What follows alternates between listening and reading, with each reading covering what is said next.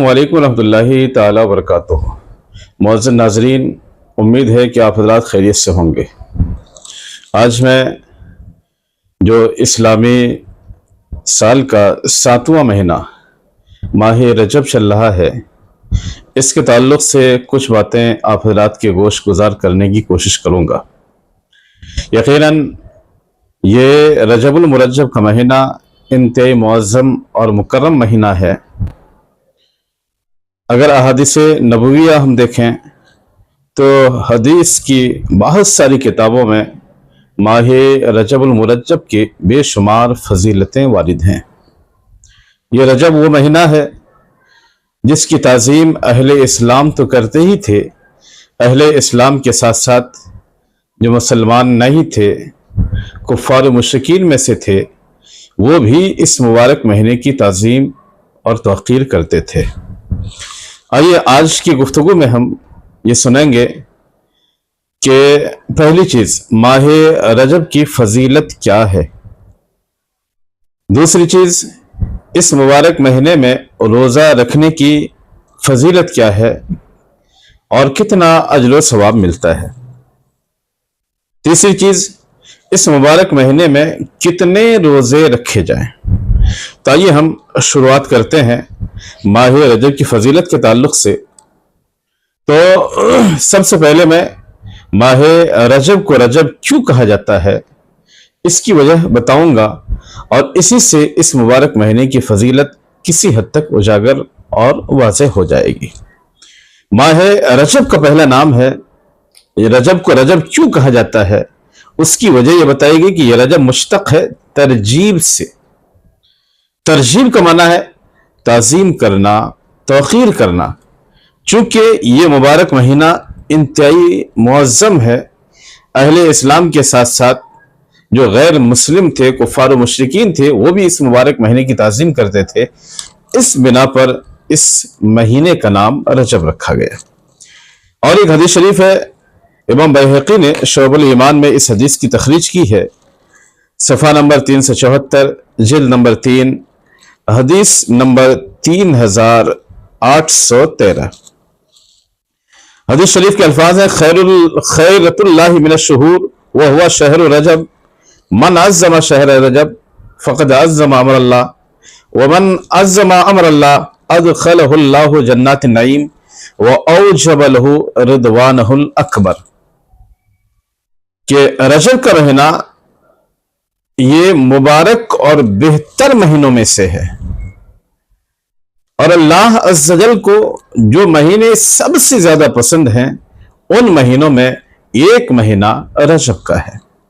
جس نے ماہ رجب کی تعظیم کی اسے اللہ عز و جل کے امر کی تعظیم کی، اور جس نے اللہ عز و جل کے امر کی تعظیم کی اللہ عز و جل اسے جنات النعیم میں داخل فرمائے گا، اور وہ من جانب اللہ عز و جل کے رضوان اکبر یعنی بڑی رضامندی کا حامل اور مستحق ہو جاتا ہے۔ آپ سوچیں کہ اس حدیث کی روشنی میں ہمیں ماہ رجب کی کتنی بڑی فضیلت معلوم ہوئی کہ ماہ رجب کی تعظیم اور توقیر کرنے والے کو اللہ عز و جل جنت میں داخلے کا حقدار بنا دیتا ہے۔ رجب کا دوسرا نام اسب بھی ہے، اسب کا معنی ہے تیز بہاؤ۔ علماء فرماتے ہیں کہ چونکہ اس مبارک مہینے میں اللہ عز و جل کی بے شمار رحمتوں کا نزول ہوتا ہے، اس بنا پر اس مہینے کو ماہ اسب بھی کہا جاتا ہے۔ اس مہینے کا تیسرا نام ہے اسم۔ اسم کا معنی خوب بہرا ہونا۔ یہ بات معلوم ہے کہ اس مبارک جو اللہ عز و جل کے جو محرم مہینے ہیں، یعنی 4 حرمت والے مہینے ہیں، یہ 4 ان حرمت والے مہینوں میں سے ایک مہینہ ہے جس میں اہل اسلام ہی نہیں بلکہ کفار و مشرکین بھی اس مبارک مہینے میں جنگ و جدال کو حرام سمجھتے تھے۔ تو چونکہ جنگ و جدال اس مبارک مہینے میں حرام تھی، جنگ و جدال کی آواز نہیں آتی تھی، نہیں سنائی دیتی تھی، اس بنا پر اس مہینے کا نام ہے اسم۔ اور ایک وجہ یہ بھی بتائی گئی ہے کہ اسم کا معنی خوب بہرا ہونا، چونکہ کسی بھی کتاب میں کسی قوم پر اس مبارک مہینے میں اللہ عز و جل کے عذاب کا نزول نہیں ہوا، یہ کسی بھی کتاب میں ہے نہیں. یعنی اللہ عز و جل کا عذاب اس مبارک مہینے میں جب سے دنیا بنی ہے اس وقت سے لے کر اب تک اس مبارک مہینے میں کسی قوم پر عذاب الہی اور اللہ عز و جل کے قہر و غضب کا نزول نہیں ہوا. چونکہ یہ سنا نہیں گیا، اس بنا پر اس مبارک مہینے کا نام اسم ہے. اس مہینے کو رجم بھی کہا جاتا ہے.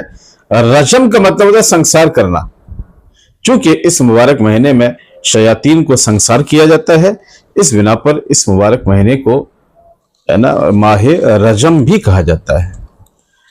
رجم کے تعلق سے اور ایک حدیث آئی کہ اللہ کے نبی صلی اللہ علیہ وسلم نے ارشاد فرمایا کہ رجب جنت کے نہروں میں سے ایک نہر کا نام ہے.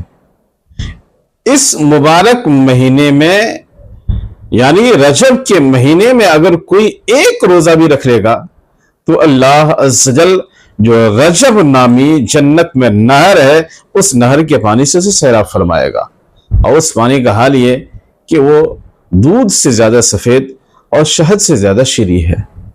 رب کریم کی بارگاہ میں دعا ہے کہ پروردگار عالم ہم سبوں کو اس مبارک مہینے میں روزہ رکھنے کی توفیق بخشے.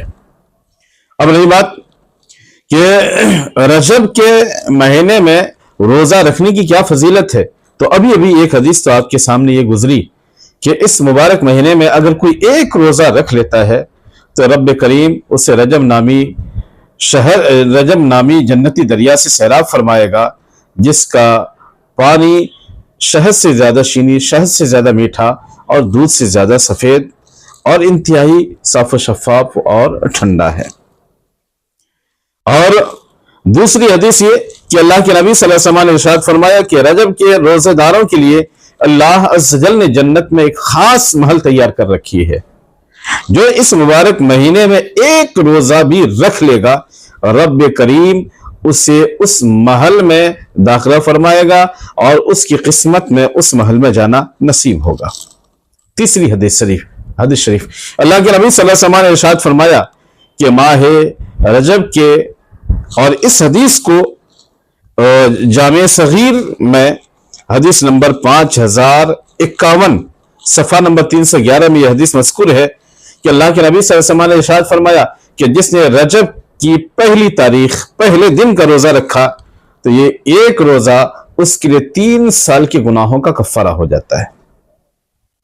اور اگر دوسری تاریخ کو یعنی دوسرے دن رجب کے دوسرے دن دوسری تاریخ کو روزہ رکھا تو یہ دوسرا روزہ اس کے 2 سال کے گناہوں کے لیے کفارہ ہو جائے گا. اور اگر کوئی تیسری تاریخ کو روزہ رکھا تو تیسری تاریخ کو روزہ رکھنے کی وجہ سے یہ ایک دن کا روزہ یعنی تیسری تاریخ کا روزہ اس شخص کے لیے 1 سال کے روزوں کا 1 سال کے گناہوں کا کفارہ ہو جائے گا. اس کے بعد اگر ہر دن ایک روزہ رکھتا ہے تو ایک روزہ ایک مہینہ کے گناہوں کا کفارہ ہوگا. اور ایک حدیث شریف میں آیا کہ اللہ کے نبی صلی اللہ تعالی وسلم نے ارشاد فرمایا کہ جو ماہ رجب میں ایک روزہ رکھے گا تو یہ ایک روزہ اس کے 1 سال کے گناہوں کا کفارہ ہوگا. اور جو 7 روزہ رکھے گا تو اللہ عز و جل اپنے فضل و کرم سے اس کے لیے جہنم یعنی اس پر جہنم کے 7 دروازوں کو بند فرما دے گا اور وہ جہنم میں نہیں جائے گا. اور اگر اس مہینے میں کوئی 8 روزے رکھ لیا تو اللہ کے نبی صلی اللہ علیہ وسلم نے ارشاد فرمایا کہ اس کے لیے جنت کے 8 دروازے کھول دیے جائیں گے. اس کی مرضی، جو جس دروازے سے چاہے گا وہ جنت میں چلا جائے گا. اگر کوئی اس مبارک مہینے میں 10 روزے رکھتا ہے رب کریم کی بارگاہ میں جو بھی دعا کرے گا، جو بھی جائز مرادیں لے کر کے رب کی بارگاہ میں اپنے ہاتھوں کو اٹھائے گا، رب کریم اس کی دعاؤں کو قبول فرمائے گا. اور اگر اس مبارک مہینے میں کوئی 15 روزے رکھ لیتا ہے تو آسمان دنیا سے ایک منادی اعلان کرتا ہے، ایک منادی ندا کرتا ہے کہ اے روزہ دار شخص، رب کریم نے اپنے فضل و کرم سے تمہارے پچھلے تمام گناہوں کو بخش دیا ہے. اب تو اثر نو عمل شروع کر، تیری برائیوں کو نیکیوں سے بدل دی گئی ہیں اور تو اس سے زیادہ جو کچھ کرے گا رب کریم اپنے فضل و کرم سے اور زیادہ اجر و ثواب عطا فرمائے گا.